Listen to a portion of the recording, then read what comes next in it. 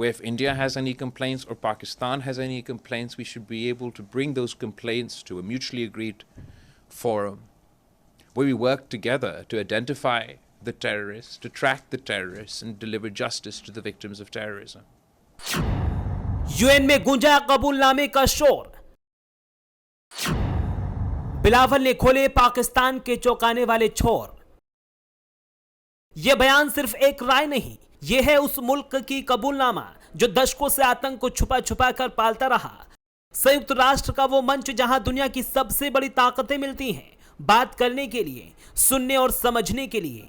लेकिन जब कोई देश इस मंच का इस्तेमाल अपने झूठे प्रचार के लिए करे तो सच्चाई देर सबेर सामने ही आ जाती है। बिलावल भुट्टो यूएन पहुंचे थे भारत पर आरोपों की झड़ी लगाने, पर शायद वो भूल गए कि आज का भारत नया भारत है। आज हर मंच पर भारत जब बोलता है तो पूरी दुनिया उसे सुनती है।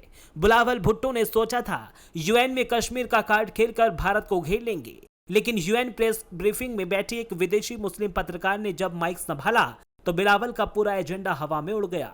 न विरोध, न बहस, सिर्फ खामोशी। Terrorism in general is used by India to demonize Muslims within their territory.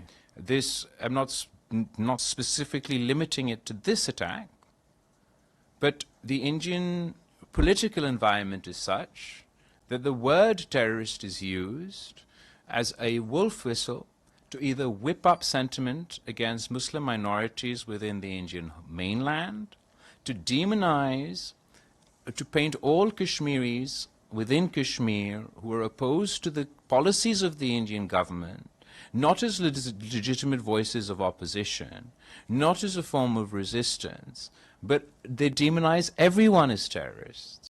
दरअसल बिलावल भुट्टो को भी पाकिस्तान ने भारत की नकल करते हुए अमेरिका में अपना नैरेटिव फैलाने के लिए भेजा है, लेकिन पाकिस्तान ये भूल गया कि नैरेटिव भी वहां फैलता है जहां सोच और इरादा साफ होते हैं। बिलावल भुट्टो जब यूएन के पत्रकारों के सामने भारत के ऑपरेशन सिंदूर का जिक्र कर रहे थे और दावा कर रहे थे कि 22 अप्रैल को पहलगाम आतंकी हमले के बाद भारत में मुसलमानों को शैतान बताया जा रहा है, उस दौरान बिलावल का भाषण खत्म होते ही एक ऐसा क्षण आया जिसने पाकिस्तान का पूरा नैरेटिव पलट कर रख दिया।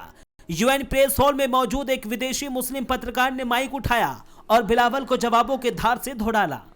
Statement you made today saying that the recent terrorist attack in Kashmir is being used as a political tool to demonize Muslims in India.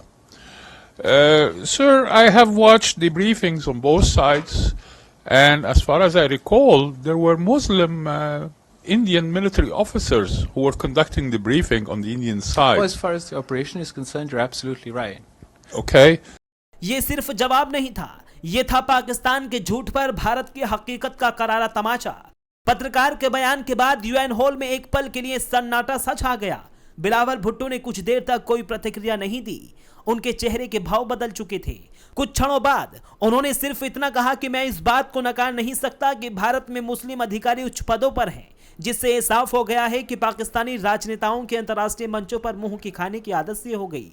आए दिन वो ऐसे मंचों पर भारत के खिलाफ नए और बेबुनियादी प्रोपोगेंडा लेकर जाते हैं और मकसद के उलट खुद ही भारी बेइज्जती कराकर लौट आते हैं। जहां पाकिस्तान झूठे प्रोपोगेंडा के सहारे भारत को बदनाम करने निकला था, वहीं सच्चाई के एक बयान ने उसकी सारी तैयारी पर पानी फेर दिया है। Bureau report, prime news.